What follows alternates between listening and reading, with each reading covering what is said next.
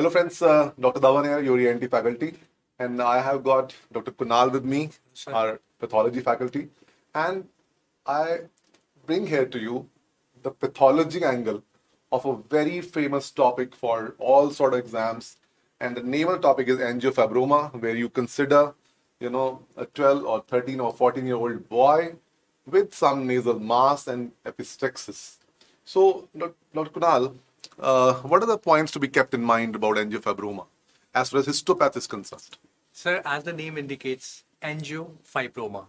So, vessel involvement is there and the fibrosis part is there.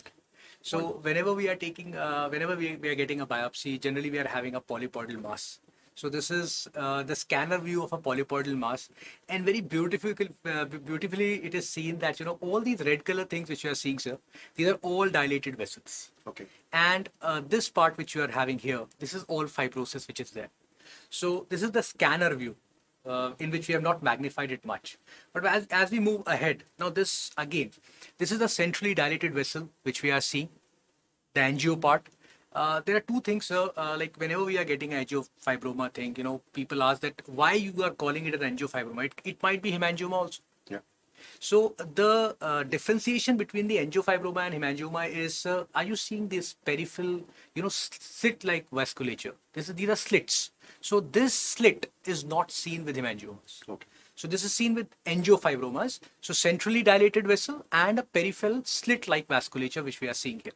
Wonderful. Now, if you move ahead again, sir, the same thing is there. We are seeing the slit-like structures, and the fibrotic component is also there now in the histopathologically. Again, this is very clearly, showing us the fibrotic part. This is a vessel, but all these elongated cells which you are seeing, sir, here, these are all the fibrosis which is happening inside the angiofibroma. Now, only the histopath is not. If we are not doing the spatial stains, sir, we are not able to make the differential diagnosis for it. So to confirm it, we are doing two important markers for it. One is beta-catenin and second is androgen receptor. So this is a beta-catenin slide in which there are two things I want to show. One is, so this nuclear staining, this blue color arrow which you are seeing, this is the nuclear staining which is happening inside the cells. And secondly, like vessel is involved. So if I go, this is the vasculature. You are seeing this empty area, sir. This is the lumen of the vessel, dilated vessel. Now this red color thing, it is showing you the cytoplasmic positivity for the endothelial cell. So this is the beta-catenin picture, positivity picture of angiofibroma. And the second thing is AR, androgen receptor positivity.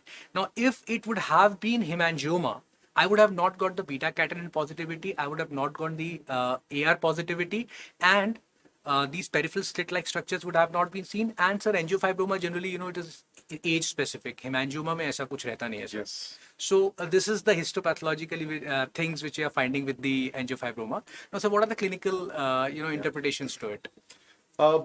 As Dr. Kunal rightly pointed out, that there is an age element and there's a gender element in the story. This tumor belongs to adolescent boys, and that's why Dr. Kunal showed us that there is androgen, receptor also positive. So now this has got a huge clinical value because this tumor is androgen dependent. And that's why the puberty is a time when it is getting, more, clinically, be available in the OPD, So it's a highly vascular tumor, as Sir showed you. So pre-operative estrogen or pre-operative flutamide, flutamide is anti-androgen, will shrink the tumor. And these two are the questions. So either you give pre-operative estrogen, means diethylstilbestrol, or you give pre-operative anti-androgen, which is flutamide, that is going to shrink the tumor. So this is the clinical pharmacology related to it.